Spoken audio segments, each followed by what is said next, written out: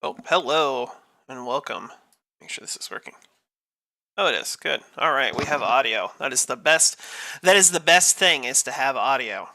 Audio is always a good thing. Alrighty.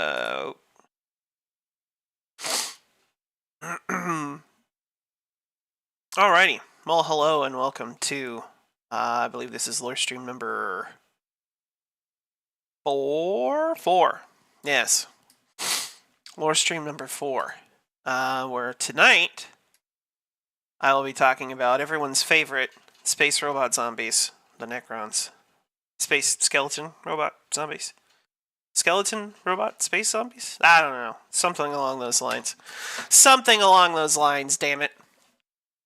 Now, as a warning, this one may end up being spread across 2 streams, because the Necrons have a lot going on.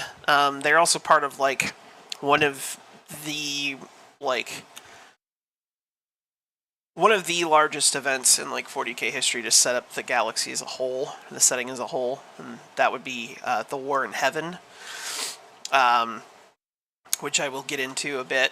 But as always, this is going to be a more generalized overview of the faction, so not every little nitty-gritty detail is going to be covered, unfortunately, just because, like I said, I'm already wondering if this is going to be a two-parter or not, so we'll see how that goes. Anyway, yeah, so there's just a lot to these guys, but yeah, so general overview, I'll talk about, you know, their history, lots of their history, the War in Heaven, there's a bunch of other stuff mixed in there, different, like, units, so from, like, Necron warriors to, flayed ones to Necron lords to all those goods.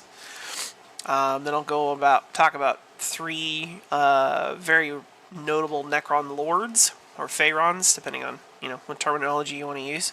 But 3, like, basically really awesome named Necron characters. One of them is probably one of my favorite characters in the setting as a whole. 2 I don't know as much about. Hey!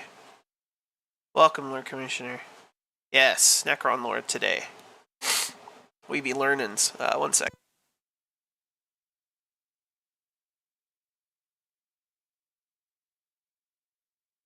Alright.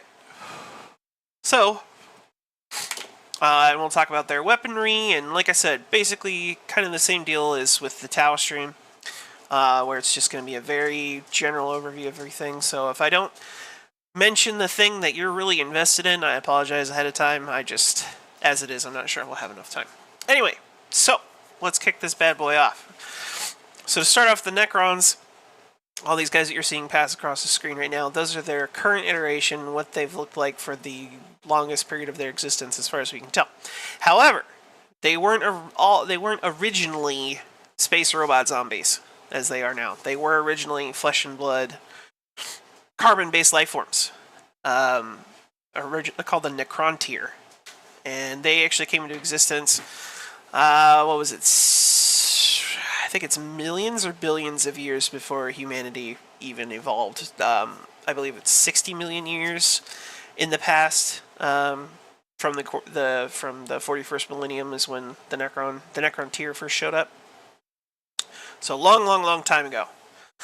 So their home world was in the part of the galaxy known as the Halo stars within the segmentum obscurus, and the problem with that is that their world was constantly plagued by solar winds, radiation storms. Just a really shitty place to live because of their home star. It's just poisonous, so cancers. So what that resulted in is that their lives were very, very short, full of, like, constant suffering and loss because people are just dying all the time because of this, overly radioactive star, or their ionosphere is kind of shitty. I don't really remember exactly what it is, but basically their sun was killing them. Move underground, boom, cancer free. Well, that is a good question.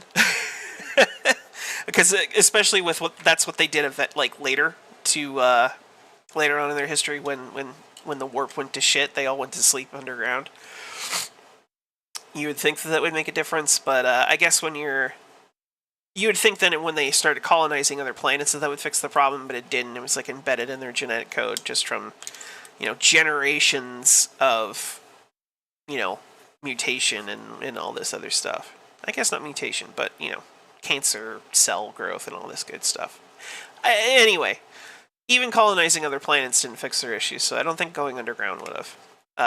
Unfortunately, at least at the point where they finally figured out that that's what was killing them, because anyway,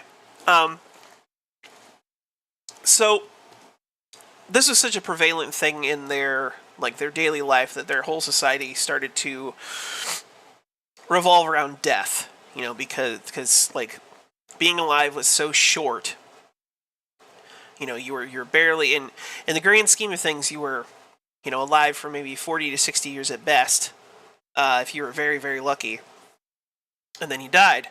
So Necrontier society really started to revolve around death, and so that's when they started building up all these their tombs. That's why they got really into everything looking like a tomb, and it's because everybody is going to die very quickly, and so it's more important to have something after death to be remembered for, or remembered by. And so all their major, to the point where all their major monuments were tombs, all of them. Think of a planet covered in Great Pyramids, and you're not far off. So yeah, but they did actually eventually start to expand out into the stars, so they built these, they call them torch ships. And what they would do is they build these ships out of necrodermis, which I'll talk about a little bit more. But it's basically what they make. The Necrons themselves are made out of. All their starships, their vehicles, their constructs are all made of necrodermis. But anyway, so they build these torch ships, and what they would do is they take a bunch of Necrontier and they would put them in stasis crypts. Hey, cat. Oh, nice. Okay. Yeah, this, for those who don't know, all of our streams, not just the lore streams, are get uploaded to YouTube automatically. So when the stream ends, it's up on YouTube for everybody to enjoy. So, which I'll throw a link in for it here in just a sec. Actually, I think I have it in our profile, but I'll throw a link in anyway. Yeah. So, Brain, where'd you go, Brain? Oh, yeah. So, now the problem is with their colony ships, their torch ships, they didn't have FTL. They were sublight only. So what they would do is they'd put all these Necrontier, hundreds of them, into these stasis crypts, and they just basically shoot them out towards the star system. And it would take centuries to get to where they were going. But they did manage to expand a little bit. Now, while they were expanding, they ran into, actually it was over millennia, so they started to expand. But at some point when they were doing this slow expansion across the universe, or the galaxy, excuse me, they ran into a race that was even older than them called the Old Ones, ironically. They're reptilian species, kind of. Yeah, the Catan are awesome. But yeah, so the Old Ones are essentially, if you're familiar with Warhammer Fantasy, they're said to look a lot like the Slann. They're basically big frog people. But they're said to have existed since the dawn of the universe. Extremely advanced, millions of years old, to the point of where they had super advanced technology, and but most importantly, they were very psychically powerful, very in tune with the warp. That was kind of what they built themselves around. They were mostly focused upon, psychic ascendance and all this other stuff. So, but the big thing with the Old Ones is that they were essentially immortal. They just live forever. So the Necrontier, hearing about this and running into this species that, for all intents and purposes, was undying. And their society as a whole revolved around the idea that you were going to die very, very young. You can see how there would be a little bit of a problem. So they started to resent the Old Ones, especially after the old ones basically were like the Necrontyr. Yeah, do you like the aesthetic? Very powerful and intimidating. It's great. Honestly, the Necron aesthetic as a whole is just fantastic. I love it. Like the techno Egyptian kind of like crazy high science stuff. I love it. It's a great mashup. Really, honestly, I really do love it a lot. Anyway, so yeah, it basically created this like really deep resentment from one species to another because the old ones, like I said, were immortal. Necrontyr, very much not. And the old ones basically turned around and said, no, we're not going to help you. For whatever reason. The reason is not given anywhere that I have been able to find, and I've looked. So I don't know if I had to throw out like a rough, I want to say guess, but it's basically, whatever. If I were to throw out a rough guess, I would say it's because, like, the old ones like to, as you'll find out here in a little bit, they like to kind of play God just a little bit, and so they actually created a number of different, their hip sizes just peak as well. Oh, I have the Necrons. Oh, you hush.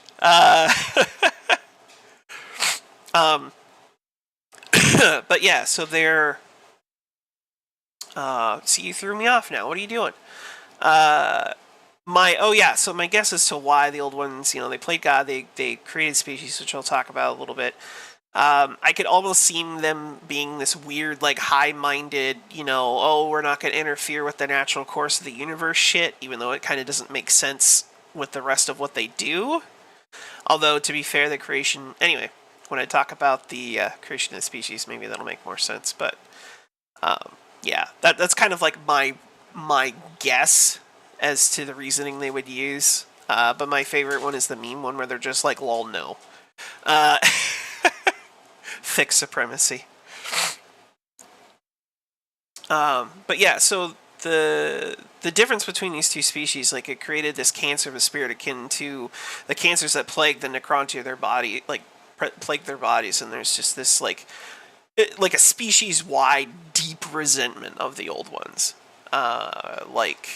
Yeah, I can't draw any real-world comparisons. I mean, I could, but this is Twitch, so we'll just say that there are real-world comparisons.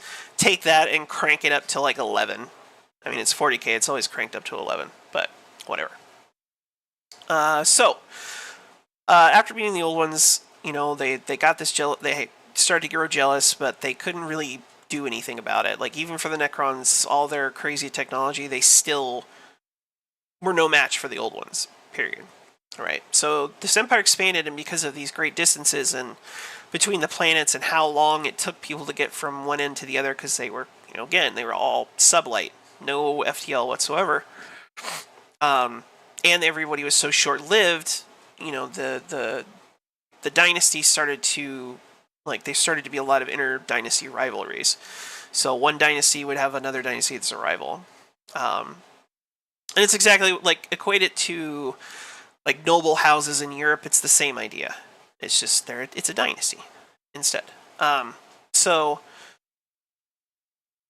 eventually turned into, like, it's a period in Necron history called the Wars of Succession.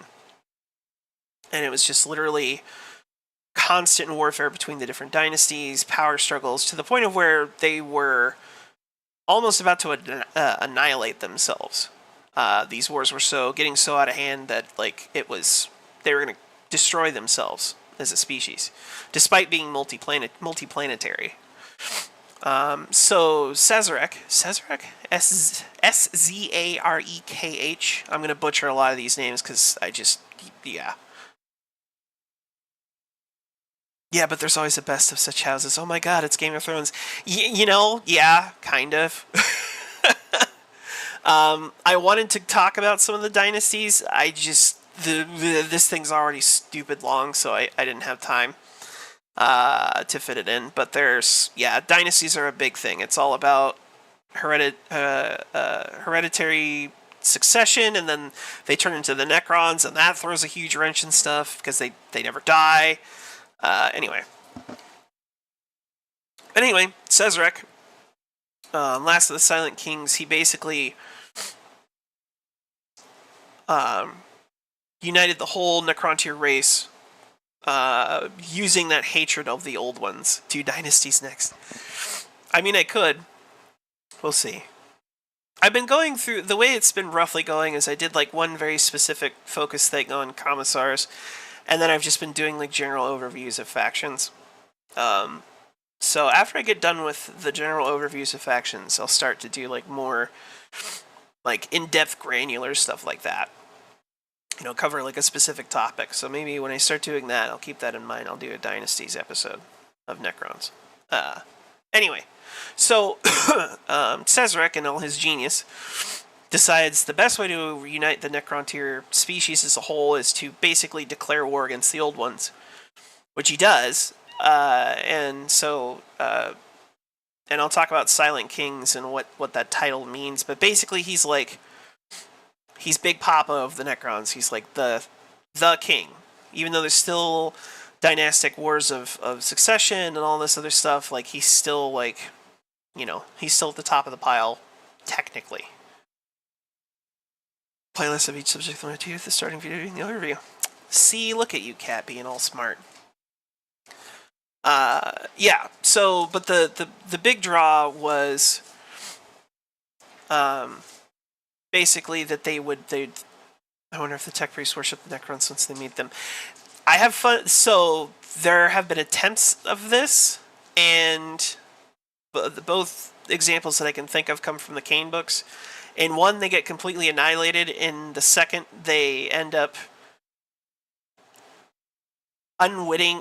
willing slaves to the Necrons. It's the Commissar Kane book, Vainglorious. That's the whole plot of it. It's actually pretty good. Well, I mean, all the Kane books are great, but that does happen. Some tech priests will actually start to worship them because they're whole machine. They're like, you know, the perfect embodiment of the machine god. And what's even funnier is that there's possibly the Void Dragon Catan, at least a shard of it, in a stasis crypt on Mars, the Noctis Labyrinthus, and some believe that that's who the tech priests consider to be the machine god, is this Catan shard, possibly. Anyway, so the promise of immortality, Sazerac basically said, came to all the, with protecting foes, they wouldn't have such issues. It's true, base tech priests. He basically granted amnesty to any dynasties that came back to the fold under, you know, his command. I mean, technically the Catan are, I mean, they're considered a part of the Necrons now because they're the Necrons Pokeball in their Pokeballs, aka Tesseract Labyrinths. Yeah. So at the promise of immortality, he and amnesty, he brought all of the dynasties back together. And that's how the War in Heaven started. And so the War in Heaven starts, and this is actually, you know, kind of lays the groundwork for like one of the deadliest emerging threats in the 40k universe, which I guess is not saying a lot because then you have Chaos and you have the Tyranids and the Orcs, you know. But honestly, like a fully awakened like Necron Empire that's like running, like I don't care how many Tyranids there are. The Necrons are like, they're stupid. They're stupid broken. Their technology is insane, and Games Workshop has to underwrite what these guys can do. I swear they have to, because as soon as they, and I'll explain it, and I'll say it for one very simple reason, and it's because the Necrons have perfected energy to matter and matter to energy transformation. They could just do it on a whim. Like, it's not even a difficult thing for them to do, and as soon as you can do that as a species and you have access to nearly unlimited power, that's game over. Like, nobody else in the 40k galaxy comes close to that. You know, I mean, these guys are the only ones who use, like, nanotechnology and, you know, self-replicating constructs. Like, nobody else does that except for the Necrons. So, like, realistically, a fully awakened Necron Empire would be very bad for everyone else. Anyway, so before we get too much further, I said I was going to briefly talk about, well, I'm going to briefly talk about how, like, the structure as far as, like, Necron society. So when I talk about, like, the Silent King and Pharaons and the Triarch, you'll kind of know what I'm talking about. So essentially each dynasty is ruled by a Triarch, which is 3 Necrontyr nobles referred to as Pharaons. So you'll have like the 3 tippy top nobles, or 3 tippy top nobles would be Pharaons, and they work together as a council to run specific dynasties. And this goes all the way, and that's where Sazerac comes in. He's like, and so the essential head of the Triarch is called a Silent King, or the Silent King, and so that's what Sazerac was for the Necrontyr as a whole. Excuse me. He was the Silent King for the Necrontyr. So, and that's how it was basically run from top to bottom. So, and so like the marks that you'll see on Necron's chests, that's the symbol for the specific dynasty that they come from. That's not just the Necron symbol or Necrontyr symbol. It is required to have some sort of, like, have that implemented into their dynastic heraldry. Like, there has to be the base Necron symbol, which is the one you'll see the most, and it's I actually think it's on all the Necrons that you'll see in the pictures here. They all have the same. If you notice, they all have the same symbol, and I believe that that's just like the baseline symbol for the Necron. Anyway, yeah, and so since Necrontyr had such short lifespans, the title of Silent King would pass around between dynasties and members of the dynasty, like, pretty quickly. So there's a lot, like, no one dynasty was ever in particular power for long periods of time because of their short lifespans. So, yeah. So yeah, really, like, not super complicated. I mean, it probably goes a little deeper than that, but overall it's, you have your dynasties with a Triarch. Each dynasty has a Silent King. The members of the Triarch are called Pharaons. And then at the very top of the Necrontyr Empire, you have the Silent King, his Pharaons, or her Pharaons. The Necrons are egalitarian. Yeah. Right? Is that the right word? I don't think that's the right word. Gender didn't matter, I guess, in their power structures. Which, whatever. Anyway, so yeah. Now, what we're going to talk about before... see, there's going to be a lot of that's going to happen during this one. So, but before we actually start getting into, like, more in-depth about the War in Heaven, there's one kind of actor or actors that I want to cover before we go there. And that would be a name that I've mentioned already a few times, the Catan. So, Catan actually literally translates in the Necrontyr language to Low Gothic, star gods. Now, the Catan were originally born from the swirling energies and matter flung outwards while the universe was being born. These were the first truly self-aware beings to exist, and their thoughts ran through lines of force produced by the plasma and electromagnetic flares of the stars themselves. Before they became known as the Catan by the Necrontyr, and their malevolence came into fruition. These beings were essentially massive energy vampires because they would drift from star to star, feasting on the solar energies of those stars that had led to their creation. So much so that main sequence stars had their lifespans shrunk by millions of years due to their feeding. Which, if you're not super familiar with astrophysics, that's a shit ton of energy that they're just eating. But yeah, so after a while, they grew the ability to move between systems. And so they'd stop at one star, they'd feed on it for a while, and then they'd move on to the next, and the next, and the next. Now, the interesting thing about these guys is they had no concept of mortality or even, like, sentience as, like, we would understand it. These were these giant amorphous energy beings. So when they would pass over, planets with life on them, moons, whatever. The concept didn't register. It was such a, they were solely focused on their existence, and their consciousness was so dispersed that they couldn't even form thoughts as we would understand it. So they pass over these planets, all these beings, and didn't even notice, I guess. So, yeah, pretty interesting. I think the Catan are pretty cool. I like their whole concept, how they started out. And actually, there's when I get into more of the War in Heaven, how that all washes out is pretty cool, too. I like the idea of it.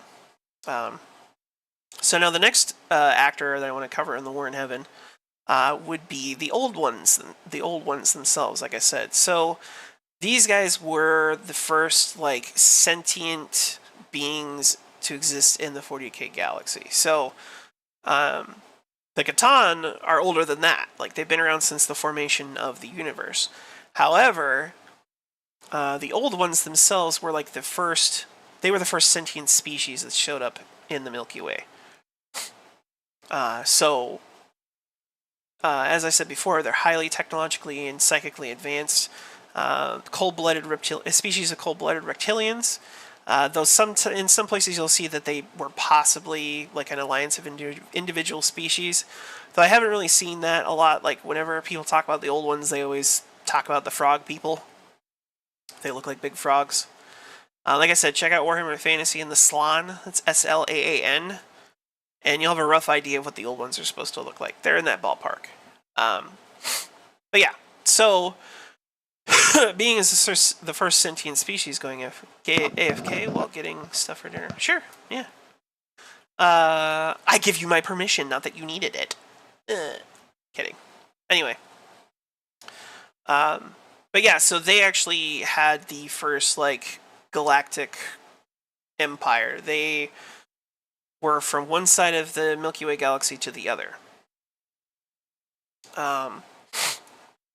And most interestingly, they were the original crafters of the Webway, as well as the Eldar themselves, which I'll go into those origins. Again, that's War in Heaven stuff. They also created the Krork, which are the distant ancestors of the Orcs that had devolved over time, devolved from the Krorks to become what they are now.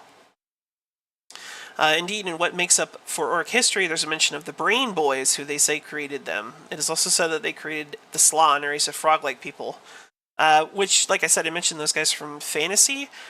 I guess they do exist in 40K.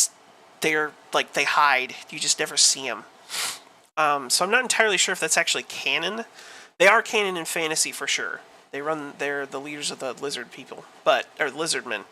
But as far as, like, in 40K, I don't know if that's still considered canon or not. There's a lot of 40K canon out there, and a lot of stuff that was canon, is no longer canon, might be canon later. Yeah, canon gets played with a lot. In some ways. There are some very specific, I shouldn't say there's very specific. There's actually a lot of the 40K universe that's, like, set in stone kind of canon stuff.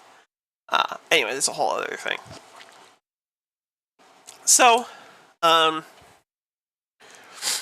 they also, like I said, so they created the Slaan, and actually in Warhammer Fantasy, part of the Slaan's lore is that they were created by the old ones, and then left on whatever planet Fantasy takes place on, which I forget, to enact the Great Plan, and yeah. Anyway, that's Fantasy. We don't care about Fantasy right now. They also created the Jokero, which are a race of aliens. They look basically the same as Terran orangutans, whatever. Except they're extremely skilled weaponsmiths, and they're that's what they're mostly known for, is creating these really crazy weapons. But their ability extends to technology as a whole. But yeah, you'll see if you ever see like an orangutan with like a cybernetic arm or something like that, doing some crazy stuff with technology, that's a Jokero. And it's said that the earliest ancestors of humanity were created by the old ones. That again it's mentioned in a couple of places. Again, I don't know if that's like for sure canon. but I'm pretty sure it is. So technically, humanity is a creation of the Old Ones. A distantly evolved creation of the Old Ones, but a creation of the Old Ones nonetheless. So, and the way that humanity knows about him is from the snippets of Eldar mythology that they've gotten over the years from the Eldar themselves through various means. However, most of their knowledge of the Old Ones centers around their war with the Necrons. And it was actually the Eldar who coined the term the War in Heaven. Like, that's their title for it. But out of all the species that the Old Ones created, it is for sure... Well, it is... Humanity believes this, but in canon, it's for sure that the Eldar and the Krork were forged specifically to aid in the war effort against the Necrons. After the process of biotransference of the entirety of the Necrontyr people into their necrodermis bodies, which I will cover a little bit. That's late into the War in Heaven. Alright. So since I just mentioned necrodermis, and actually I mentioned it earlier too, I'm going to talk about it a little bit.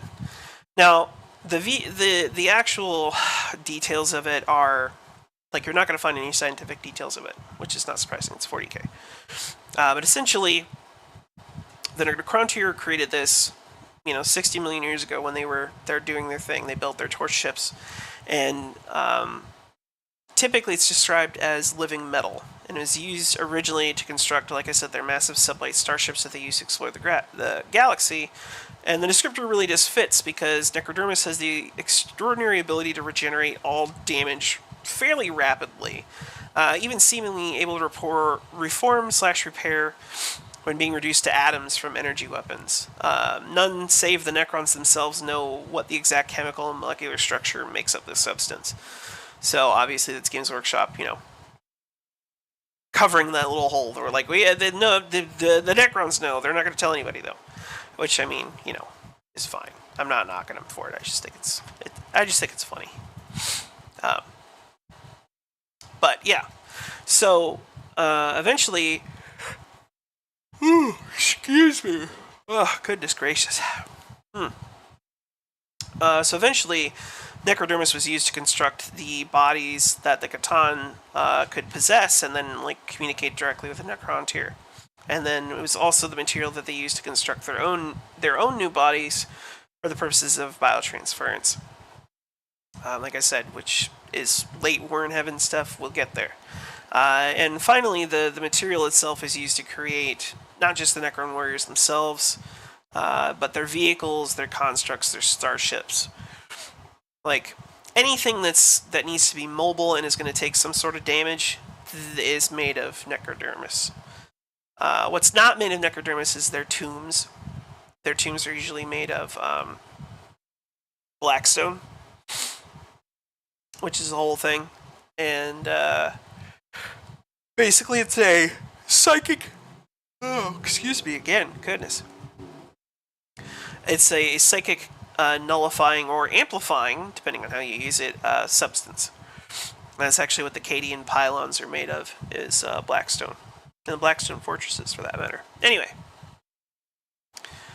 But that's like I said, any sort of construct is going to be made of necrodermis. And the bodies that you'll see the Catan using, those are also made of necrodermis. So, yeah, it's cool stuff. But yeah. Anyway, so, here we are. We're about to talk about the War in Heaven. So, aside from the Horus Heresy, the Great Crusade, the Indominus Crusade, all of those big events, kind of one that stands on it that gets talked about the most is the War in Heaven. So if you've ever seen that meme where it's like, okay, let me tell you about the Horus Heresy. Oh, no, wait, let me tell you about the Great Crusade. Oh, well, no, actually, I got to tell you about the Emperor of Mankind. Oh, well, hold on, now we need to talk about the War in Heaven. That meme. There's a good reason for it. It's kind of where, the 40k galaxy, this is the foundation of it, right? Is this War in Heaven. So this war between the Necrontyr and the Old Ones, and eventually the Catan get roped in. And it's then the Eldar are created from that, and the Krork are created from that, the Jakaro, and a few others, and then humanity supposedly is in there, of course. Except that was, if I remember when they do bring that up, that was more of like, we were more of a pet project, not necessarily to be used in the war effort. The ones specifically built for the war effort were the Eldar and the Krork. But that was late in War in Heaven. But as I said, the Necrontyr and the Old Ones, or the War in Heaven was a war between the Necrontyr and the Old Ones at the instigation of the former, using their species-wide jealousy of the Old Ones' immortality to reunite the warring Necrontyr dynasties under the banner of Sazerac, the Silent King, later to be known as the Last Silent King. Now, unfortunately for the Necrontyr, it was a war they could not win. Despite their advanced technology, they were constantly outmaneuvered by the Old Ones thanks to the webway, which I mentioned before, and their warp gates, which enabled them to have a freedom and rapidity of movement the Necrontyr had no hope to match. Imagine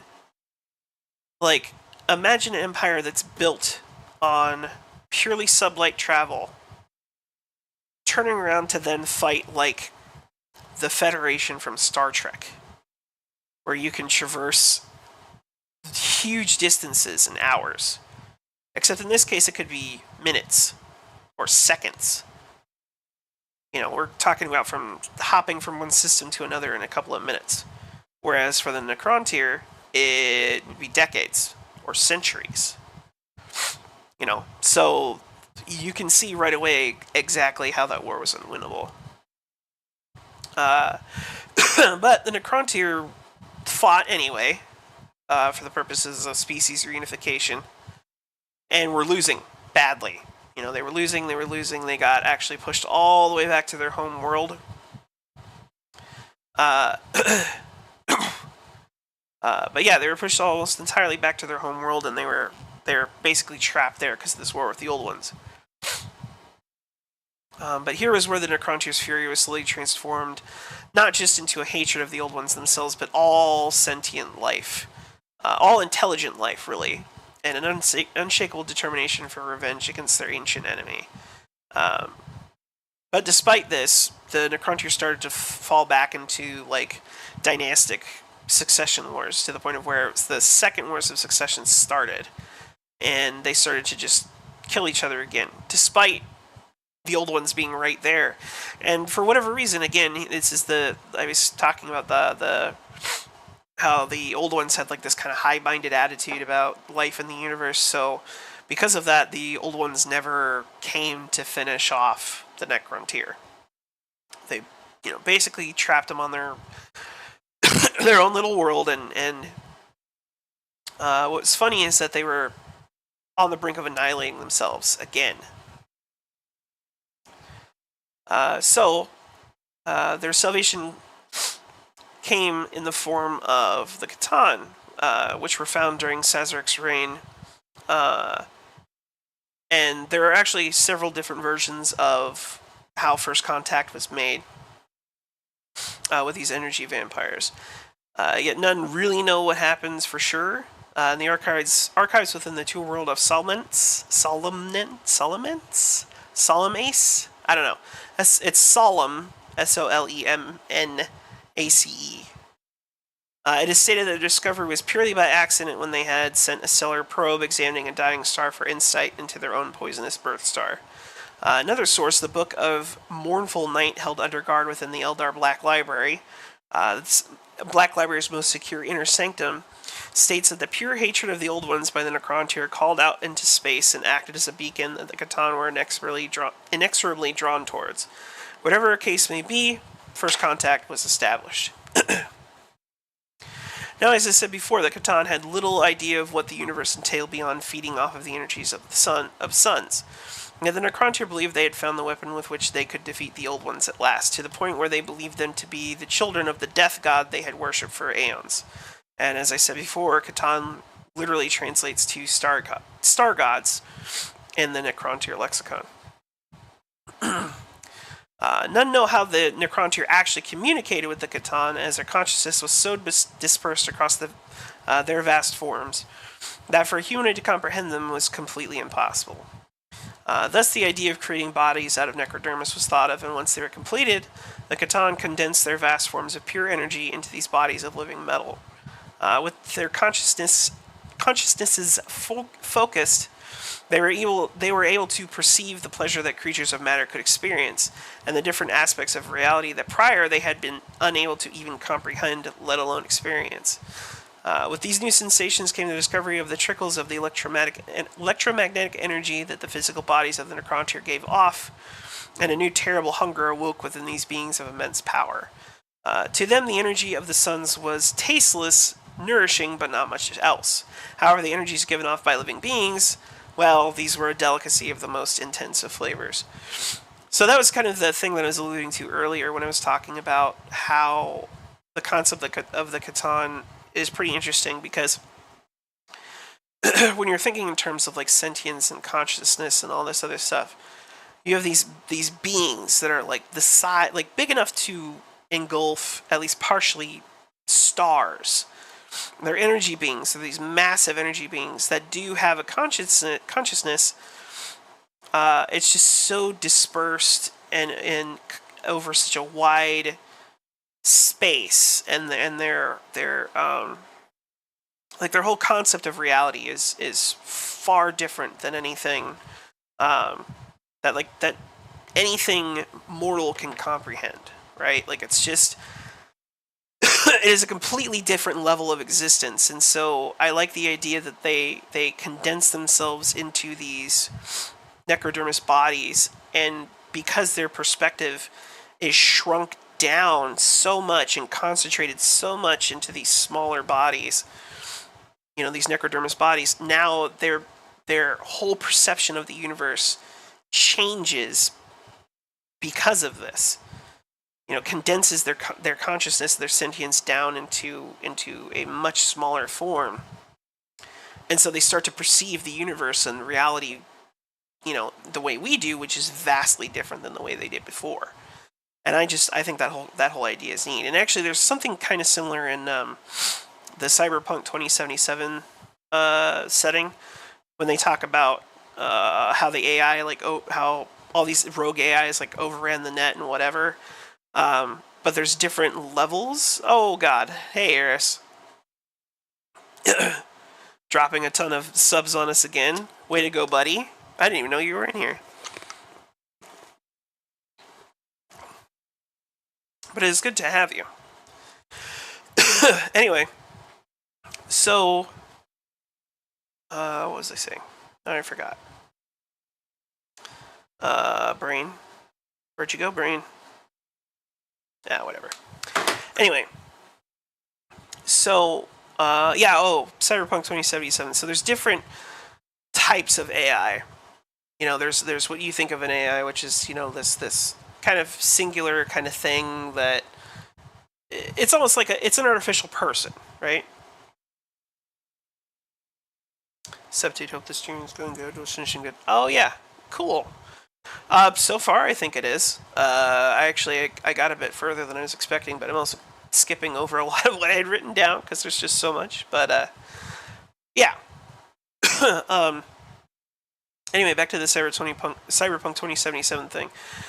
So then there's these, like, it's hard to describe. It's like these massive AI that overran, like, or that ran like thousands of menial systems.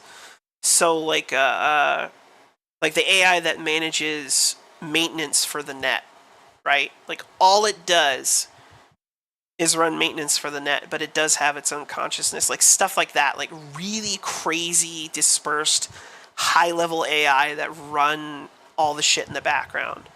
And there's some lines in Cyberpunk 2077 where one of the characters that becomes an AI or whatever talks about communicating with them and how it's like it's almost impossible because these massive AI like exists on a whole other plane of consciousness and reality than everything else, and so trying to communicate to them is, yeah, it's a whole thing. And for some reason I always found that concept to be really kind of cool. It's like high-end sci-fi shit. I love it. But anyway, so one of the Catan ends up approaching Sazerac as an envoy. Now, at the time, by its brother Catan, it was known as Mephetron the Deceiver, or the Deceiver. Mephetron is MEPHET apostrophe RAN, but I'll probably just refer to him as the Deceiver. However, that name wasn't known to anybody outside of the Catan themselves. So that's the other thing that's kind of confusing too, is they talk about how the Catan perceived each... Well, I guess it's not that confusing. I mean, it's like the difference between me perceiving another person and then perceiving an ant. Right? Like, I know the ant is there, whatever. I don't give a shit about the ant's name, but I'll know a person's name. Right? So I guess that makes sense, now that I say that out loud. Anyway, so they didn't... And it seems that they had different personalities, too. But yeah, there's some more stuff that goes into that. Anyway, so the long and short of it is Sazerac had no idea that this dude was called the Deceiver. So he granted this being in a living metal body an audience. Because he wanted to know... Sazerac? Rye manufacturer in the current day. Yeah, see, his name is... it's spelled... S-Z-A-R-E-K-H, Sazerac. I don't know, man. Some of these Necron names, I can't, like, I look at them and I'm like, how the fuck do you pronounce that? So I'm going to butcher a lot of these, I apologize. Anyway. But yeah, so, you know, these are beings that have existed since the dawn of the universe, and if one comes to you and says, hey, let's chat, like, you're probably going to take them up on that offer for many reasons.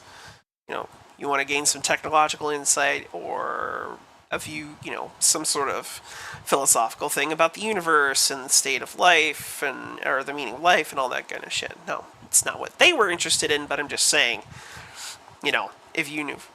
Sazerac, ignore my last... Yeah, no, you're fine. Like I said, I can't pronounce these fucking names. I can pronounce one of them, Trazen. Trazen's easy to pronounce, but... And Orican's an easy one too, but some of them I'm like, that's a lot of consonants. Yeah. But yeah, so he's very eager to speak with this Catan.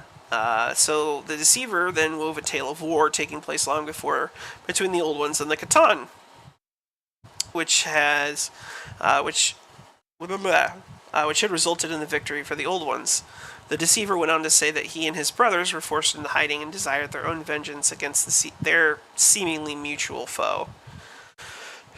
The Deceiver asked for the aid of the Necrontyr. In exchange, the Catan would give them means of their salvation, a cure for their short and painful lifespans, immortality, the very thing that had driven the jealous rage behind the Necrontyr's desire or war against the Old Ones in the first place. Now, is anything that the Deceiver said of this war true? Even the Catan themselves aren't sure, as deception becomes such a core part of its being that it is impossible to say. Like, the Deceiver itself wasn't even sure... Wasn't sure, didn't care if what it was saying was true. All it cared about was deception. So for months, Sazerac and the other two Pharaons, so his other two Pharaons, the Triarch, along with other nobles of his court, debated this proposed offering. Of them all, only Orican, which I just mentioned a little bit ago, the court astrologer, dissented against this idea, foretelling of a renaissance that would come at the cost of the utter destruction of the Necrontyr souls as species. None heeded his warning, and so a year later, the Triarch agreed to the alliance and set the opening act of their fall into motion. Such was their power to affect the material universe, it wasn't long before the Catan were being worshipped. I mean, his name is the Deceiver. I mean, to be fair, Eris, he didn't actually know that. So, they didn't figure that out till later. Anyway, but yeah, because of how much the Catan could affect the material universe, you know, like, what's that saying?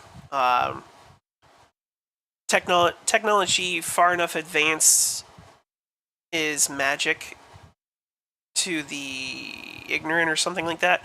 I can't remember what the exact phrase is, but, you know, now imagine that on, like, a planetary scale. Like these beings of pure energy like can affect the physical universe through physical laws to the extent that it's just like, you know, they're effectively gods. I mean, realistically. But so they were starting to be worshipped. The Necrontyr started to worship them, which they actually really liked, feeling that they relished. Though how or why beings of pure energy could even fathom this outcome, none can say with any certainty. The only fact that remained was their absolute decadent love of being worshipped, feasting on the electromagnetic life energies of their mortal slaves. So that was what really did it, is so when they had all these worshippers, they would energy vampire off of all these living beings. And as I said before, that was like crack to the Catan.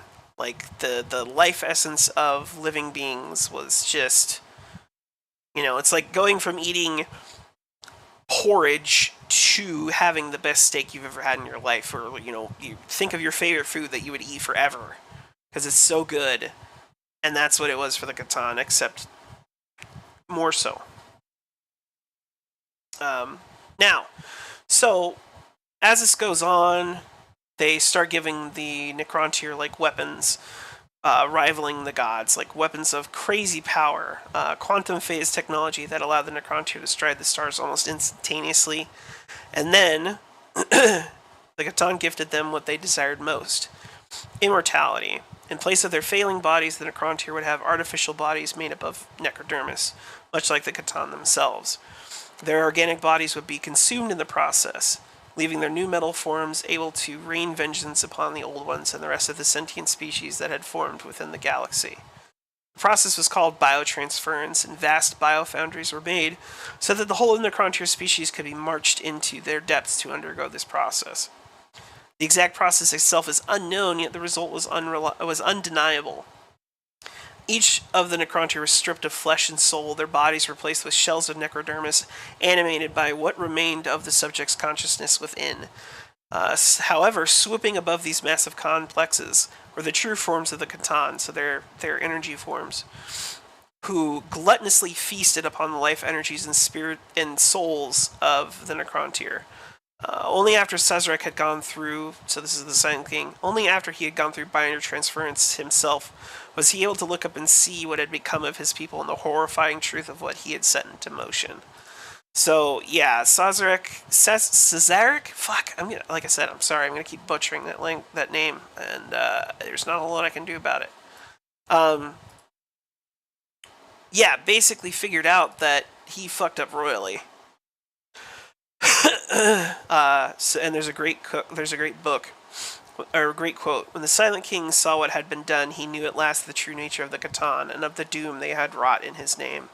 So that's an excerpt from the Book of Mournful Night, which I talked about very slightly a little bit ago. But yeah, so basically, in exchange for their bodies and their souls, they were given immortality in the form of these artificial bodies. Sazerac. Yeah. Now, which doesn't seem like a big deal, but because at first all of their frailties were gone, the uncertainty of their flesh, physical strength none had known before, suffused their metal bodies. Sazerac felt a terrible emptiness clawing at his sanity, a hollowness of spirit that no rational explanation could answer. That moment told Sazerac that his immortality had been at the cost of his soul and the soul of every one of his subjects. The Necrontyr had been reborn into the Necrons. Is Sazeraca? Fuck. I'll keep trying. We'll see if I get there. Now, unbeknownst to the Necrons on top of this, now that the Necrons used to be the Necrontyr, engrammatic command protocols had been embedded into the mind of every Necron. Fuck text, yeah. Yeah. So basically, they had command protocols embedded into the mind of every Necrontyr, or Necron, granting Sazerac, unwavering loyalty of all his subjects. With the entire species under his command, Siserac reveled in this unanimity. There we go. And directed them to fulfill their end of the pact they had made with the Catan. Over time, Siserac grew tired of this burden, yet he dare not sever these command protocols for fear that his people would seek revenge against him for what he had brought to bear upon them all. So, yeah. So not only I don't... Well, there's no... Maybe? Maybe it is a TS sound. I'm not sure. Yeah, so they go through biotransference, which actually there's several instances the T is silent. Sazeraca. That's true. But yeah, anyway, so fun fact about biotransference. So the way that sounds is it sounds like every Necrontyr like went into the biofurnaces and like was like fine with it. There's actually several instances of Necrontyr. No, you're fine, Eris. Don't worry about it. Of Necrontyr being like forcibly captured and forced into the biofurnaces. It wasn't even like it wasn't optional. You were doing it. You were gonna be fucking biotransferred. There's nothing you could do about it. So now, aside from the hollowness of soul, there's more to it. So most of the Necrontyr, now the Necrons, lost almost all of their consciousnesses, left with nothing but ghostly echoes of what had come before, save for the most strong-willed amongst the nobility and the military, retaining their self-awareness and intellect, though even these were shadows of their former selves, having been purged of so much of what had made them individuals. Nonetheless, most of them did not care at all for what they had lost, merely enjoying the fact that they would now live forever without fear of disease or death, as the Catan had promised.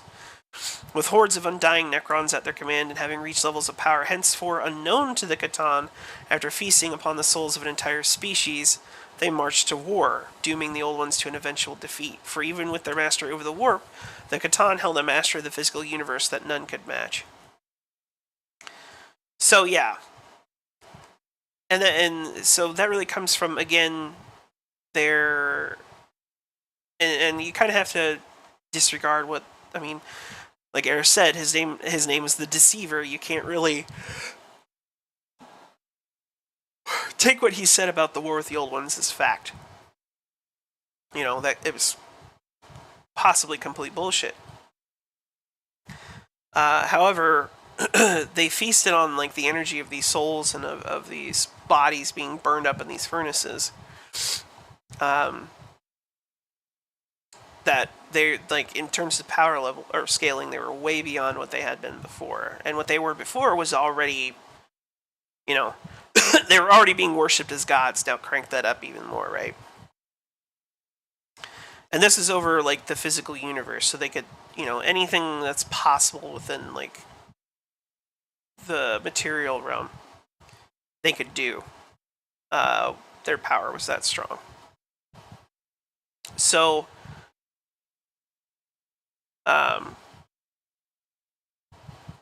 yeah, so the Old Ones basically start losing badly. To the point of where they're being slowly annihilated from the galaxy, as well as every other sentient species. The Necrons actually would have, at the behest of the Catan, they're essentially slaves to the Catan. They would go on red harvests where they'd find a sentient species, they would invade their planet, kill everyone to then feed their souls to the Catan.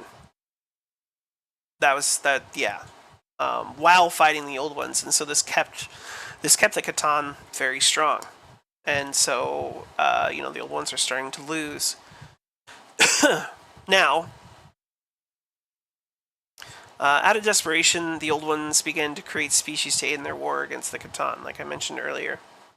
One was created with an even stronger connection to the warp than they themselves were, and they came in the form of the Eldar, as well as several other warrior species, the most notable amongst them being the Krork, The psychically empowered Eldar begin to then turn the tide of the war. They begin to beat back the Necrons and their Catan masters, as their power of the warp was anathema to beings who could only exist purely in the material realm. They could only affect material things. This was compounded by the fact that the Eldar laughing god, Sigorach.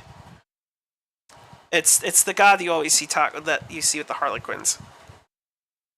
Sigorach had seemingly convinced a Catan by the name of the Outsider into turning against the other Catan and began a long war of ascendancy amongst them. And when I say turning against, he ate them. So the Catan started literally eating each other to establish, like, who was top dog amongst the Catan. Cheagorach. Yeah. Okay. Yeah. So, you know, there's some godly fuckery there. The laughing god is like, hey, you should eat that guy. You should eat your brother. And the Outsider's like, okay. And then proceeded to go insane after eating other Catan, and that was the whole thing. So, even after they had turned against each other, the threat of the Eldar united the Catan once again, and so they began to initiate this plan of great warding to forever defeat the energies of the warp by sealing off the material universe from the warp by constructing massive pylons. The greatest example being those discovered on the fortress world of Cadia. So that's the Cadian Gate. And that's the Blackstone pylons I was talking about before. And that's why the Cadia was able to actually exist that close to the Eye of Terror, was because of these Necron pylons. They're essentially warp nullifiers on like a massive scale. And so the idea is that they would take these pylons and they would strategically place them in patterns across the galaxy, and it would completely lock out the warp entirely from that chunk of the universe. Now, there's some crazy side effects that go in along with that. Like, anything with the soul becomes like empty, almost kind of like living Necrons. There's actually I think it's one of... Is it one of the Dawn of Fire books? I think it's one of the Dawn of Fire books. Talks about how there's this planet the Necrons put one of the pylons on, and like all the people are basically like, they're there, they're alive, but there's nothing. Hard Skyfist Kane moment, yeah. There's nothing behind them. Like, there's no like spirit, quite literally, because even aside from blanks, but all sentient life in the galaxy, and obviously, of course, the Necrons aren't in there either, but you know what I'm saying. Like, all the sentient life of the galaxy has some sort of connection to the warp through their soul. And so when you cut that off when you cut a human off, for example, completely from the warp, they just kind of lose their quote unquote spark. It do be a bad place. It is a very bad place. But yeah, so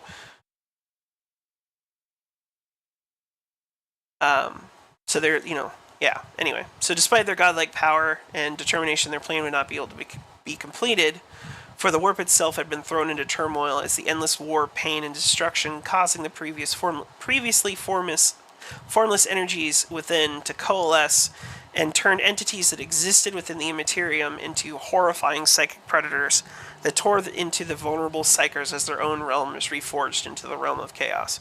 So this is what I was talking about when I was saying earlier about how it's the War in Heaven sets up the 40K galaxy. The whole setting, the setting as a whole, is the foundation that the setting kind of forms from. And it goes all the way, back to the formation of the realm of chaos. And if I remember correctly, this is right about when...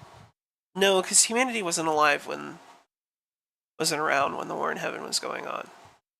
And if I remember right, Khorne was supposedly... He's the first of the Chaos Gods, and he was formed during the Middle Ages on Earth. I think I'm remembering that correctly. But anyway, because originally the warp was was a pretty chill place. Like it was still spiritual energy, and it was affected by sentient beings' emotions and souls and all that sort of thing. But it was calm. Like it was manageable. It was not corrupting. It was, you know, it was there. It was a part of the universe, but not, you know, it's the mirror of the material universe. There's a material galaxy, the galaxy that we all, or universe that we all inhabit, and then there's the immaterium. That's not entirely true.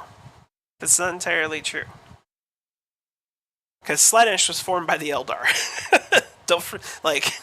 I have to, I see now I'm going to have, maybe the next one I'll do is on the Chaos Gods.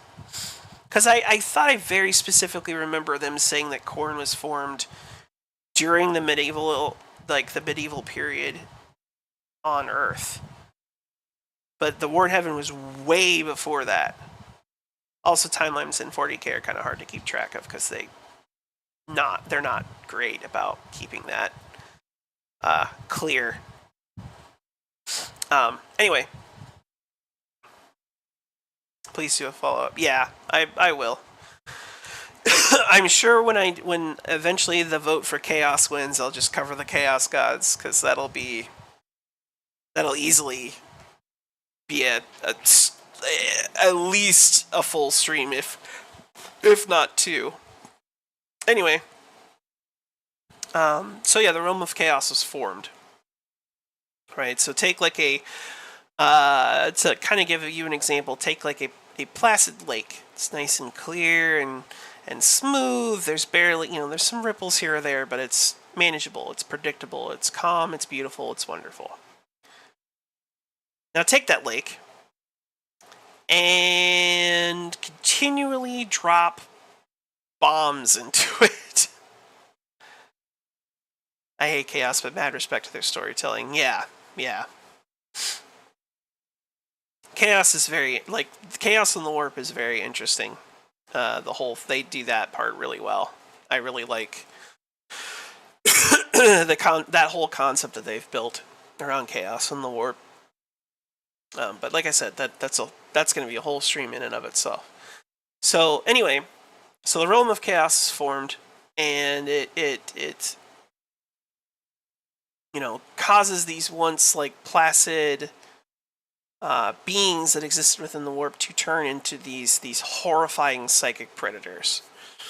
So take a fucking a baleen whale and inject it with super mutants and give it a whole bunch of space meth and make them hyper aggressive, and that's and mutated.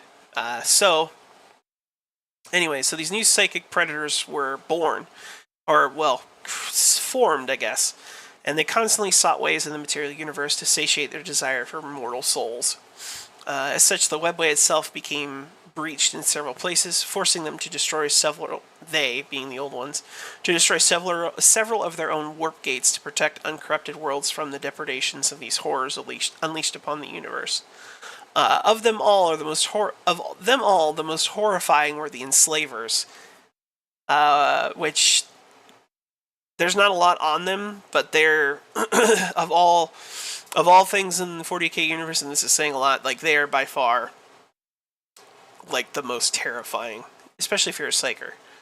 Anyway, so the Enslavers, warp entities who are able to dominate the minds of the younger species to create living portals of flesh into the material realm through mutated psykers.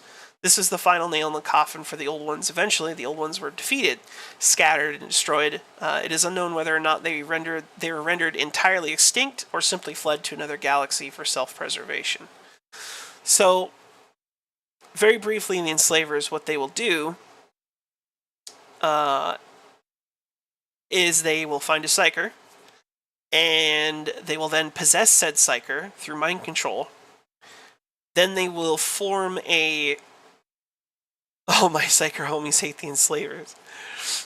They will form literal flesh portals. They will mutate this psyker body into a flesh portal, creating a bridge between the warp, the immaterium, and the materium.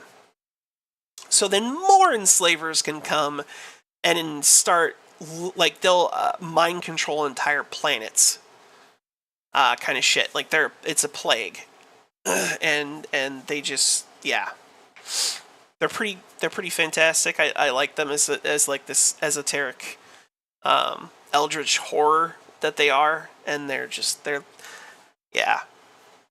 Games Workshop makes some really fantastically fucking scary shit, and it's why I love 40K so much.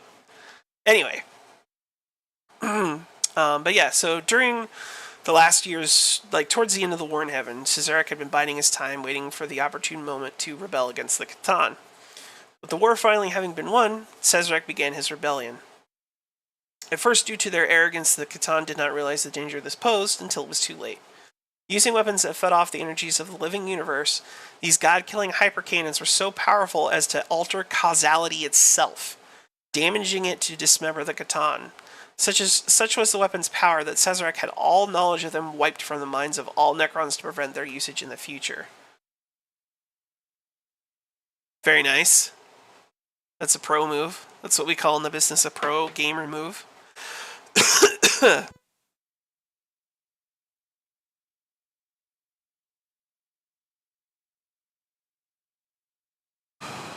Gotta be careful. Don't feed into the analytics. Just kidding. Anyway, so imagine you have this cannon that has to basically damage, like alter causality, like space-time, to dismantle separate device. Oh, fair enough. Yeah, that's right.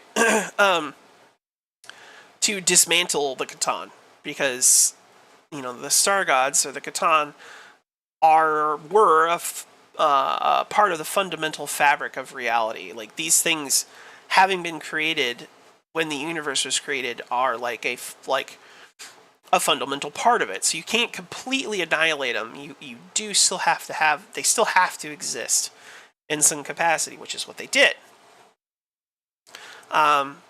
And so, like, imagine that kind of weapon, and you can see why Cesaric was like, you know what?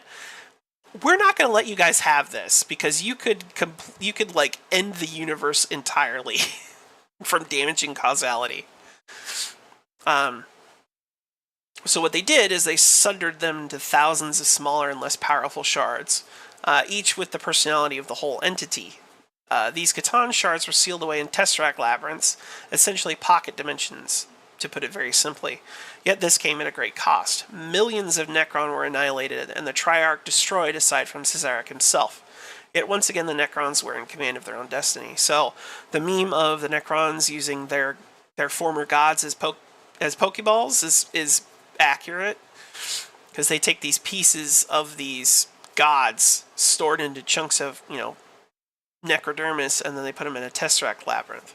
And they do occasionally use them as weapons, but only if they're like in dire need, because when you release a Catan, even if it's a shard, you better fucking hope that you can get it back in that labyrinth, or it's, yeah, depending on the size of the shard, it could not stop ever.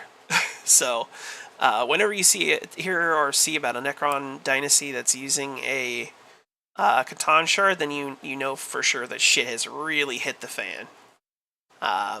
And you better fucking hope you're not at the other end of that Catan, because oh boy, it's not a good time. Yeah, you fucked. Yeah, no, you're turbo fucked. Like you're in a bad way forever, because you'll be dead. But yeah, no, Catan shards are no joke. So even after they beat the Catan, they've beaten the old ones, whatever. The Eldar are still kicking, though. So despite these victories, if you release it, you turbo. Yeah, exactly. But despite all these victories, Cesaric saw that the time of the Necrons was at an end for now, and as he could see that the Eldar would soon become the dominant race, and decided that they would enter into a long sleep to wait out their eventual fall, there being the Eldar, and the enslavers to finish feeding on what remained of the other psychic races to eventually starve. Which is essentially what happened, although I think the Eldar hid out in the webway or something, I don't really remember. But the Eldar survived. So I'm assuming either the enslavers had to have been beaten back, or something. Anyway, so thus the remaining Necron cities were transformed into great tomb complexes filled to the brim with stasis crypts. Cesarek commanded his people to sleep for 60 million years, and followed that with his final act to destroy the command protocols he had used to utterly control his people. As penance, Cesarek took to the starless void of intergalactic space, there to find whatever solace or penance he could for the fate he had bestowed upon his people. So essentially, Cesarek had complete control over all Necrons. And after, finally beating the Catan and releasing his... he released his people from their servitude. And then went off to then exist in the space between galaxies. Which... excuse me. As a fucking Necron... how boring would that be? You're immortal. You don't put yourself in stasis. You just sit there for eons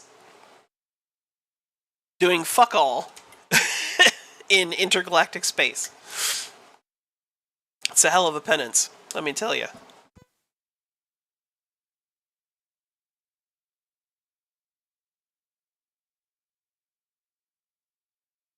Anyway, so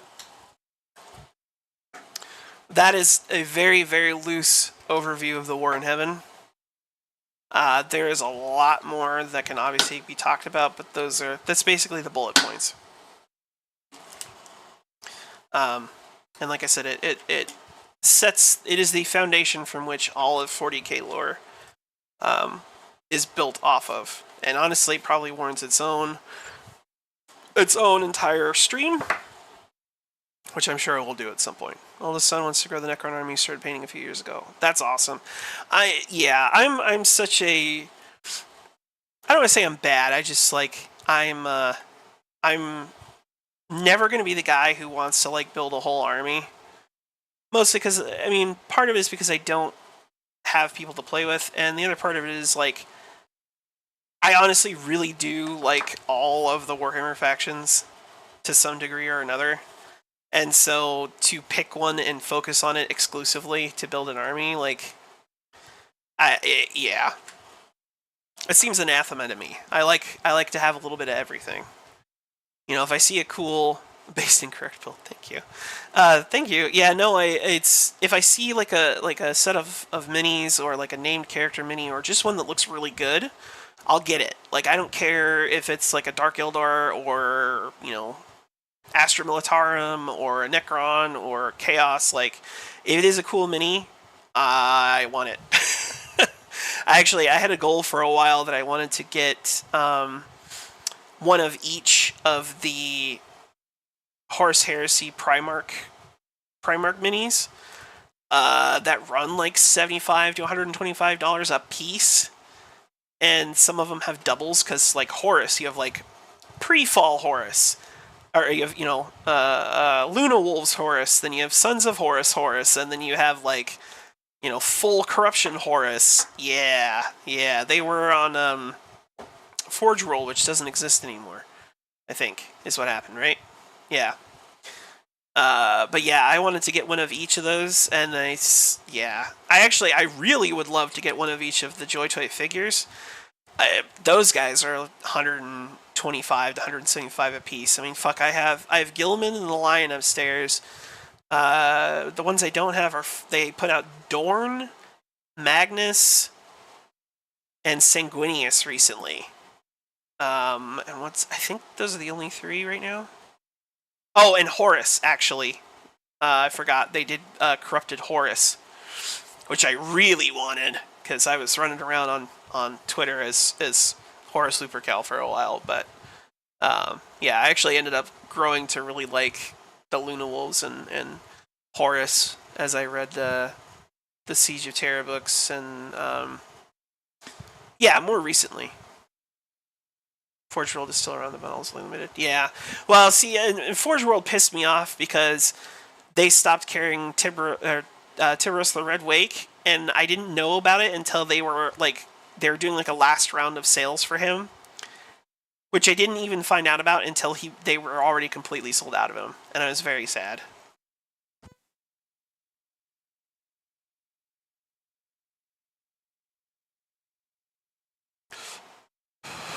Yeah, because I would have fucking bought him. I would have put his ass on credit. I'm not even joking. I wanted him. I didn't either.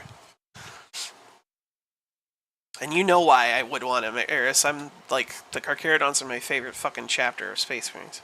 Anyway, back on topic here. So, like I said, that was just a very brief overview of the War in Heaven. Now, what we're going to get into now are the war gear of the Necrons. These nice, cool energy weapons and all the other crazy shit that they did. So the most iconic of the Necron weaponry would be their Gauss weaponry. So all the green energy bolts that you'll see that are fired out of rifles or turrets or whatever, that's all Gauss weaponry, right? So they're directed energy weapons that fire green tinted blasts of lightning-like energy that rips apart its target at the atomic level, stripping it apart atom by atom and molecule by molecule. Even with this being the most basic of Necron weaponry, it can do damage to even the most heavily armored of targets. That, and by all the physical principles of science known to the Imperium, these weapons should overheat and malfunction to the point that it should destroy the warrior wielding it. Based in Necron Pilled. Somehow the Necrons have found a way to negate this aspect of these weapons, much to the chagrin of those found on the other end of these horrifying weapons. It is said that being killed by a Gauss weapon is an insanely painful experience.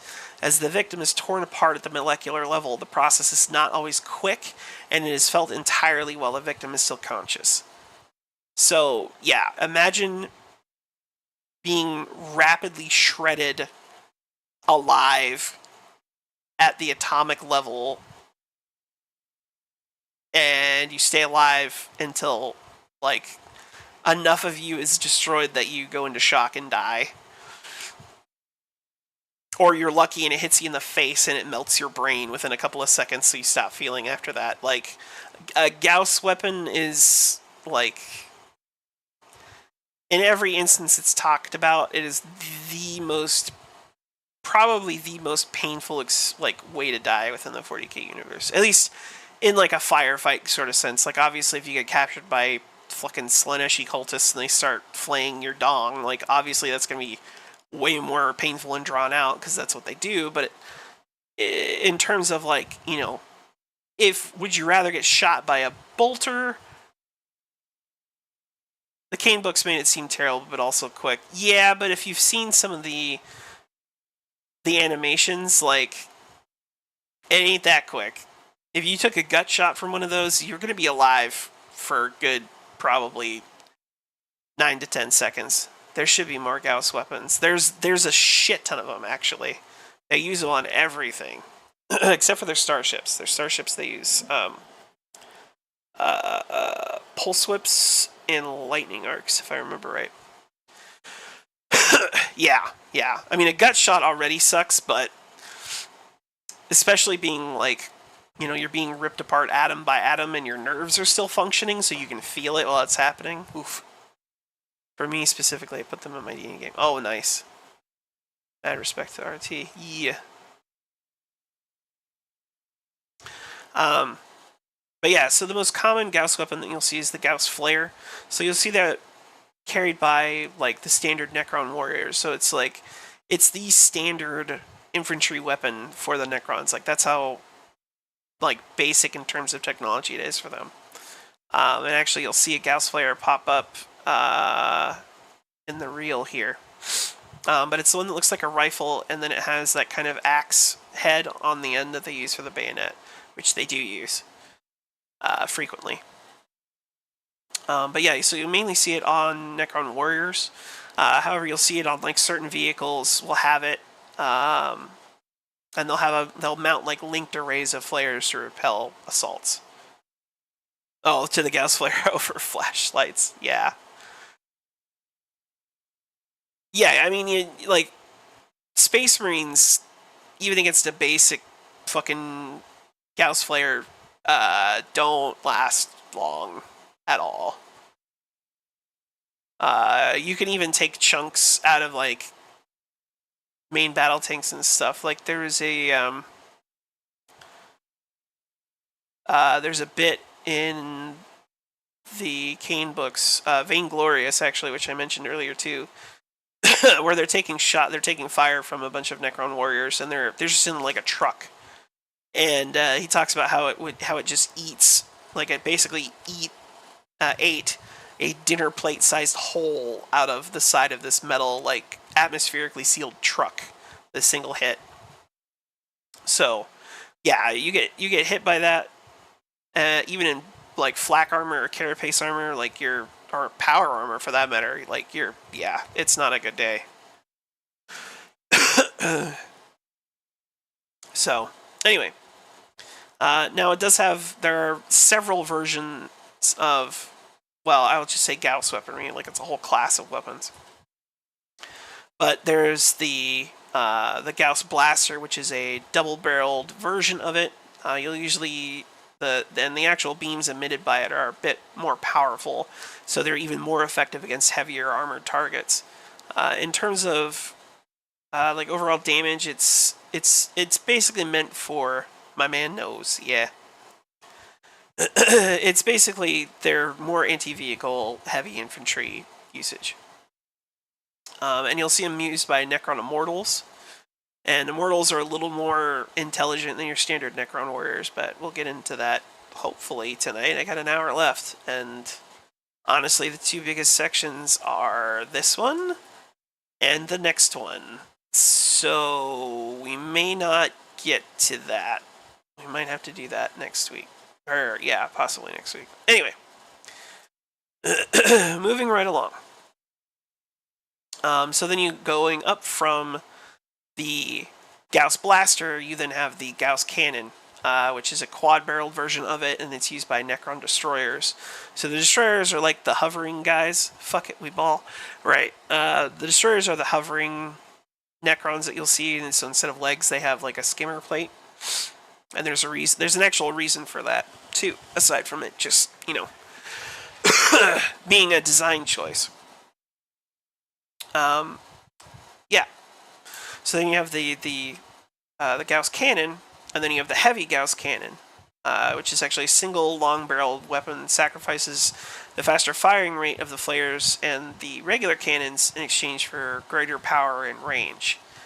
These are, like, the primary anti-vehicle weapons that the Necron uses, are the heavy Gauss cannons.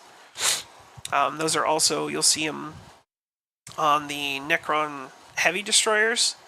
I'm pretty sure there's one in the reel. But it's a big long cannon, has long range, and it's specifically for fucking up vehicles. And we're still not done. There's still more Gauss weapons. So going up from the heavy Gauss cannon, we now have the Gauss Flux Arc, which is basically it's a linked batteries of 3 Gauss flares. Gauss Flux Arcs are found only mounted on Necron monoliths, where they come in the form of 4 automated turret projectors positioned around the hull, where they constantly look for enemies to clear from the area.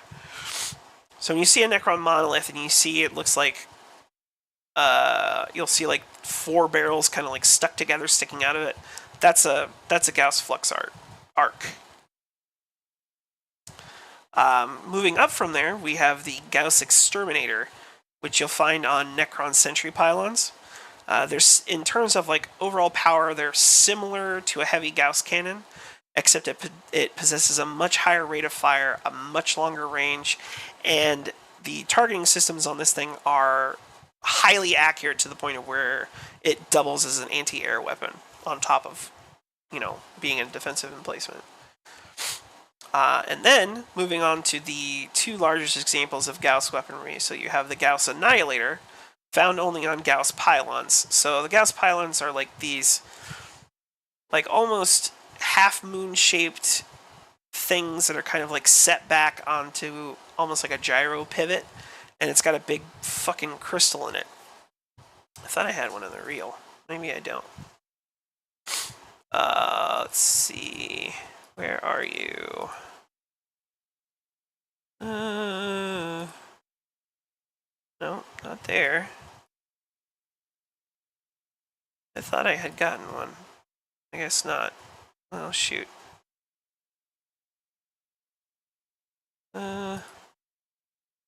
Nope. Oh well. Anyway, if you want to look it up, go for it. But it's excuse me. Yeah, it's a Gauss pylon. Why they call it a pylon and does it look like a pylon? I don't know, but they call it a pylon. Now they have an extremely powerful Gauss weapon on them, like to the point of where it is capable of penetrating Titan armor with relative ease and outright vaporizing smaller like main battle tanks. I don't know if it could just completely vaporize a Baneblade, but it might be able to. But at the very least, it messes up Titans, so you know it's no fucking joke. But then the last and the largest Gauss weapon is called the Gauss Obliterator, and you'll find it mounted on the top of Doomsday monoliths. This massive weapon is able to fire huge blasts of energy capable of clearing swathes of enemy from the field of battle in the blink of an eye, from heavily armored infantry up to main battle tanks and sometimes beyond. It's a truly terrifying weapon. So, yeah, the fucking Gauss Obliterator is... So you see the big floating like pyramids in the background on a lot of these. So those are Necron monoliths, which are crazy enough as it is. Like, they're literally mobile fortresses. And now take one of those and dedicate it purely to being the biggest fucking Gauss weapon possible. And that's what a Gauss Obliterator is. So it's nuts. No joke. It has vaporized a Baneblade at least once in lore, but multiple remains to be seen. Yeah. Mama likey. Yes. Yeah, look up Gauss Obliterator or Doomsday Monolith, and basically the monolith takes all of its energy and it pushes it into a focusing crystal that floats above it, and that crystal is what then projects the energy onto whatever target. It do be slapping and clapping. So it's no effing joke. It's, yeah. Like the crystal that you're seeing in the Necron monolith, that's actually a particle weapon, a particle whip. It's not a Gauss weapon. And actually, that's the next thing we're going to get into is particle weapons. They're a family of exotic and technologically advanced directed energy weapons used exclusively by the Necrons. They function by emitting a stream of minuscule antimatter particles which detonate on contact with normal matter, and are incredibly reliable, needing only enough energy to maintain the electromagnetic containment field that prevents the antimatter from detonating when it comes into contact with the normal matter that comprises the weapon's mechanisms. I need to see if I can Z to build me one for a game. Oh, Lord. You just want to do a total party wipe the first session there, do you? Anyway. So, starting from the smallest particle weapon, you have a particle caster, which is it's pistol-sized. It's a pistol-sized particle weapon. It's able to inflict great amounts of damage upon enemies despite its small size. Particle casters are most often paired with a close combat weapon, namely Triarch Praetorians. They make use of particle casters paired with a Void Blade instead of using their usual choice, which is a Rod of Covenant. And Canoptic Wraiths will also be armed with particle casters, which those guys are in both the Triarch Praetorians and the Canoptic Wraiths are covered in the next section. Oh no, I hate facing these on tabletop 3 editions ago. I want to commit many crimes in game as effectively as possible. You want to become a mass murderer in like a handful of seconds. I get it. I understand.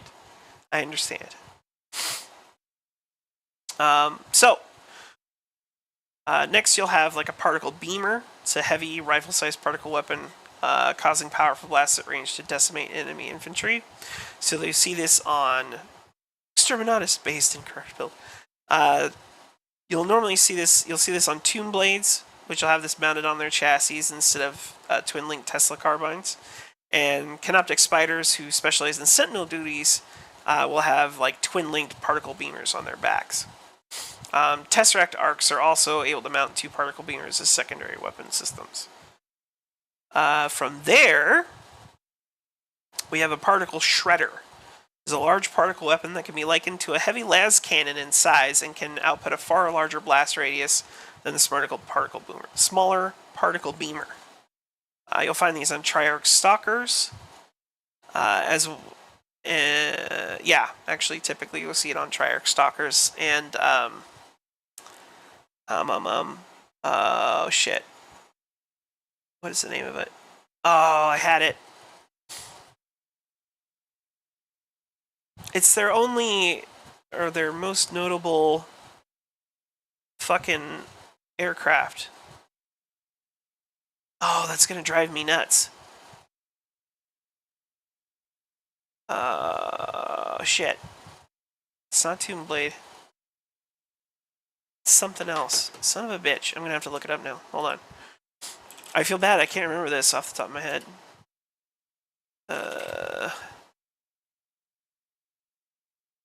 Doom Scythe. There it is. God damn it. You'll see it on Doom Scythes as well. Thank you. Fuck. I'm a little embarrassed that it took me that long to find that. Or that I forgot in the first place. Makes me sad. It makes me sad. Anyway. So you'll see a particle shredder on Doom Scythes as well.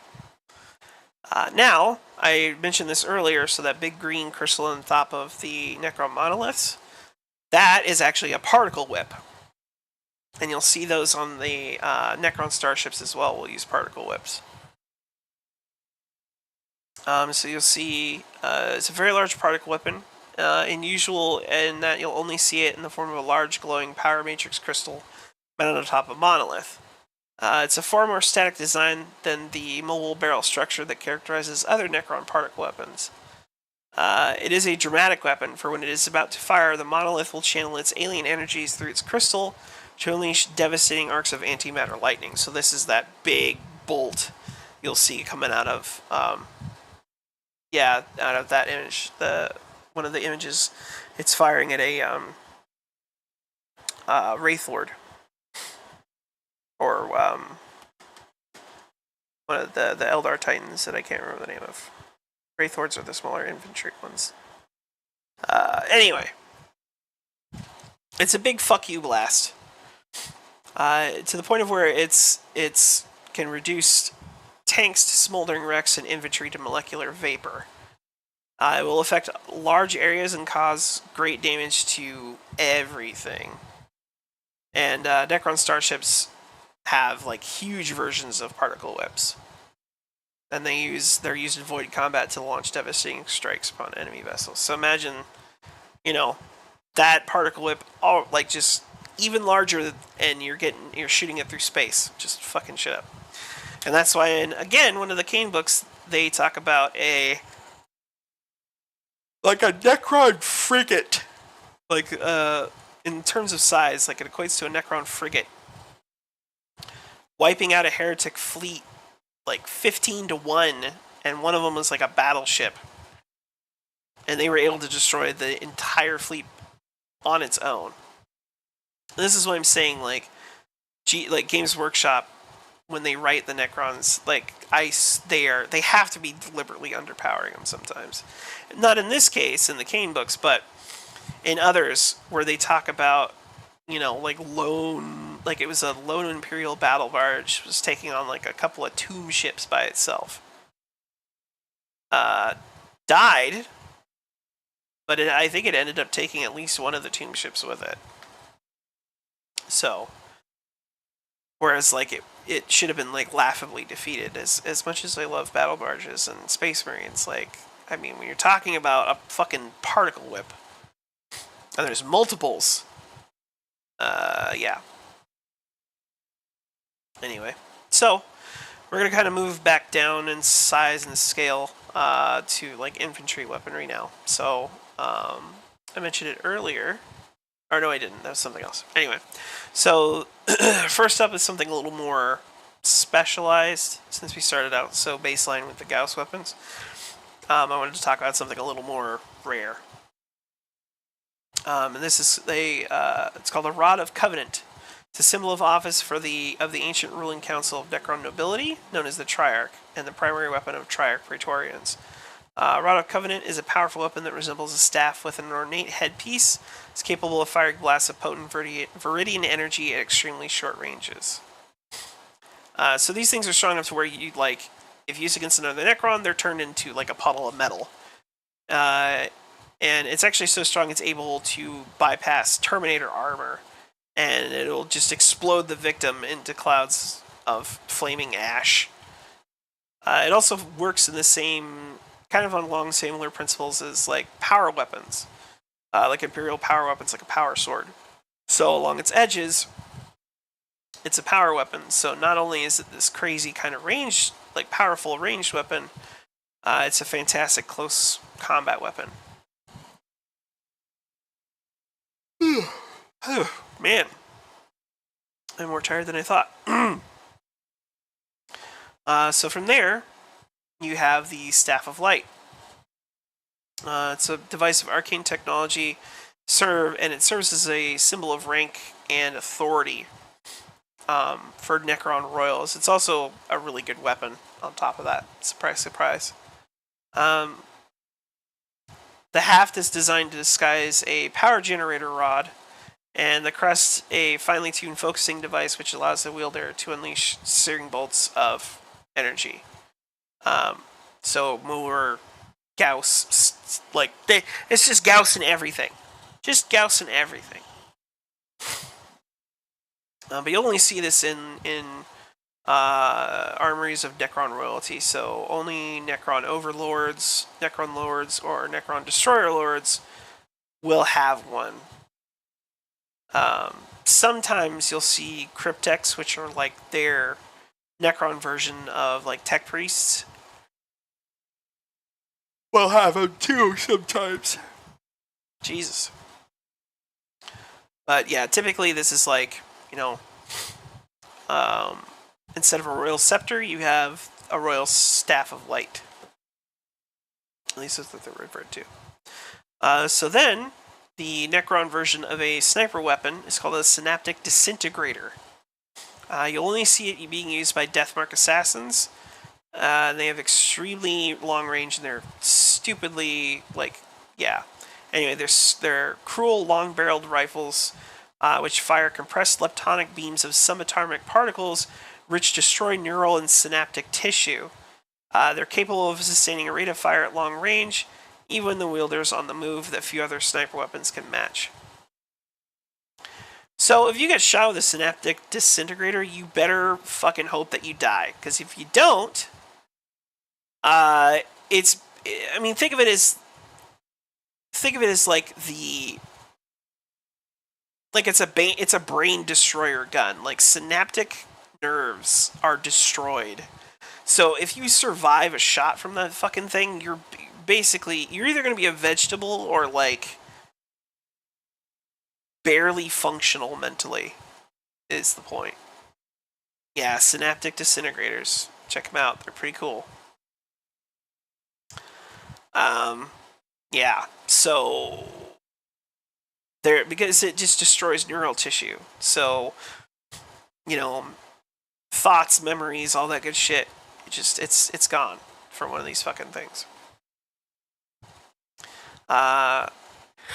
So then we have the Tachyon Arrow. It's a wrist-mounted directed energy weapon, and it's only worn by Necron royalty. So again, overlords, lords, and destroyer lords. When in use, it transmits a sliver of inert metal into an unstoppable thunderbolt capable of piercing the heart of a mountain. It has nearly infinite range, can penetrate any form of armor, including that of Titans. The only disadvantage is that the ammunition supply is like used in a single shot, and it's far too complex to be reloaded in the midst of combat. So yeah,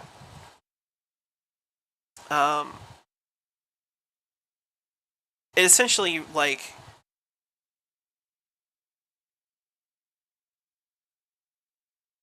fires a projectile at like light speed, just or near light speed, and anything hit by it is just annihilated. You'll hear though.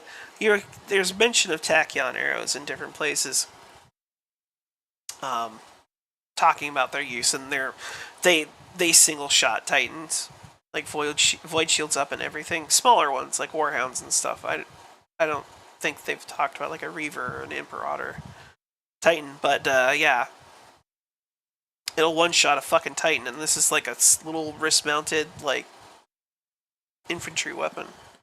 So fucking tachyon arrows, man.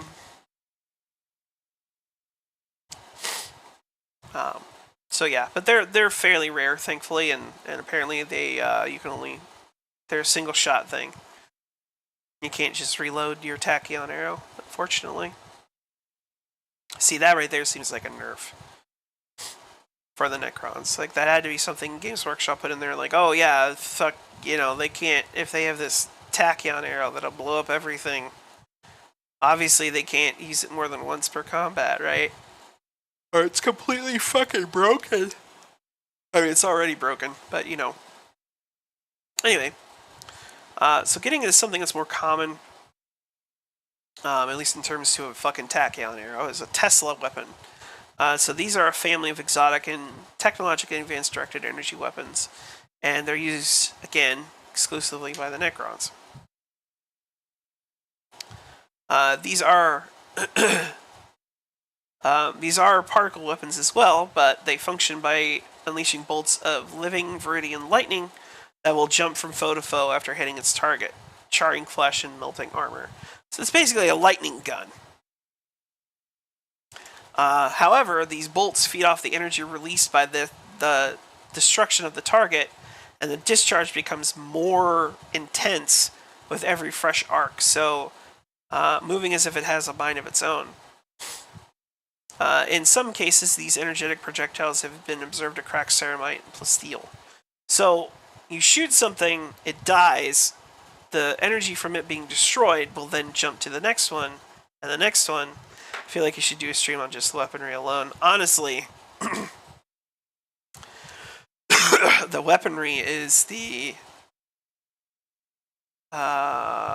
it's actually the second longest chunk of this whole thing. The longest are the units, because there's a lot of shit that goes into them too. Like, it's, yeah. Maybe I'll do like a favorite weapon stream or something. Like pick like my top 20 or some shit and run through them all. That could be fun. Anyway, but you have these Tesla weapons. And they were named this by the Imperium after obviously the ancient Terran scientist Nikola Tesla. Anyway, so the smallest like infantry carry version of it is the Tesla carbine. It's about the size of a rifle. It's easily portable, and again is most commonly used by the Necron Immortals as a standard to their Gauss blaster. Tomb Blades also will have them fitted. Will have like twin-linked Tesla carbines as their primary armament. Then you have a Tesla cannon, which is a large Tesla weapon found only mounted as a secondary weapon on Catacomb command barges and Annihilation barges. Tesseract arcs are also able to mount 2 Tesla cannons as secondary weapon systems. I think I brought that up earlier. But Tesla cannons are way more effective, and they'll mow down infantry squads and light vehicles pretty quickly. Then you have a Tesla Destructor, which is the largest version of a Tesla weapon. It's able to unleash rapid fire amounts of Tesla lightning arcs, leaping from target to target. before as they are unable to ground themselves. A single direct hit from a Tesla destructor may incapacitate an entire squad, leaving a trail of smoldering carnage across a broad swathe of the battlefield behind them. So the Tesla destructor is the vehicle-mounted Tesla cannon. Annihilation barge will have twin-linked Tesla destructors, which serve as its primary armament. Night Scythes, Doom Scythes, and Night Shrouds are armed with twin-linked Tesla destructors built into their underslung turrets. So, very mean with infantry and light vehicles. Like this is what you would use if you have like big hordes of infantry that you need to get rid of very quickly. They'll use Tesla weapons. Now, a more fun Necron weapon is the Transdimensional Beamer. It's a weapon originally designed as a convenient method of banishing unwanted debris, machinery, and failed experiments from Tomb Worlds and battlefields into a pocket dimension outside of the normal space-time continuum. So basically, they just would teleport, they would send their trash to, like, a dimension, like a pocket dimension, outside space-time. Just because it's easier than having, like, landfills and shit, right? But you can easily see how that would become a weapon. So, can be just as easily used to exile and banish foes to a long and horrifying death from starvation in the same extra-dimensional space. So you just get shot with one of these, you're sent to another dimension where there's no food or water, and you just, there's nothing you can do about it, you just die. Slowly. No one will ever find you. Nobody will ever know your fate. You're just gone. But there's a lot of different sizes of them. So, and this is again why I'm saying the Necron, they have to underpower these guys because they're like that's stupidly powerful. Like if you made a big version of that to where you could just like blast chunks out of like armies and stuff, like big dispersed blasts of this where you're just disappearing whole chunks of armies into an extra dimensional space never to be seen again. I mean, you can't do fuck all about that. Yeah. But you'll see them on Canoptic Wraiths will have them, because their Canoptic Wraiths are used a lot for, like, tomb maintenance. And then Orokin the Diviner uses a Transdimensional Beamer as his primary sidearm. So, yeah, you see them, but they're only, like, these really small form factor weapons. Oh yeah, fucking Transdimensional Beamer. It's like, I don't like you very much. Bye. You're just gone. Forever. Yeah. So now, getting more up close and personal, you have a Void Blade. So it's a melee weapon. Gleaming black edge flickers in and out of existence, causing molecular bonds to sever and any foe unfortunate enough to be struck, and potentially causing a chain reaction of atomic disintegration. It's capable of piercing any form of infantry armor, and it has a similar effect. And its strike has a similar effect to the entropic bite of a Canoptic Scarab upon infantry and vehicle armor. So essentially, what this blade exists between states of existence so rapidly that it cuts apart molecular bonds, and it will just pass through anything, severing these bonds. Yeah. However, these are relatively rare. You'll only see them with Necron Overlords, Lords, and Destroyer Lords. Triarch Praetorians, though, will pair a Void Blade with a Particle Caster.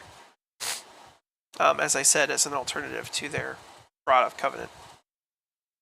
And Canoptic Asanthrites will have Void Blades as tail-mounted close combat weapons. So relatively rare, but fucking insanely deadly. See, now you can tell I'm getting tired because I'm fucking stumbling over my words. Anyway. So War Scythe is an energy-bladed battle stave commonly found in the armories of Necron Royals. Again, a lot of like the really crazy, high-end melee weapons is reserved for royalty and their protectors. However, in this case, the War Scythe has served as a traditional weapon of Necron nobility and their elite bodyguard for thousands of years. War Scythes are made of necrodermis, which is pretty cool. And they're also fitted with a phase blade, which is similar to a void blade, in that it's... Oh, I feel like I'm about to sneeze, but it doesn't want to come out.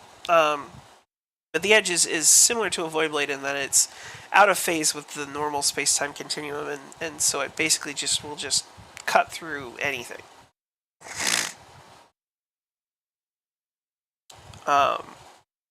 Yeah, and because these things are like partially incorporeal, the blades can pass through energy shields, such as those emitted by an iron halo,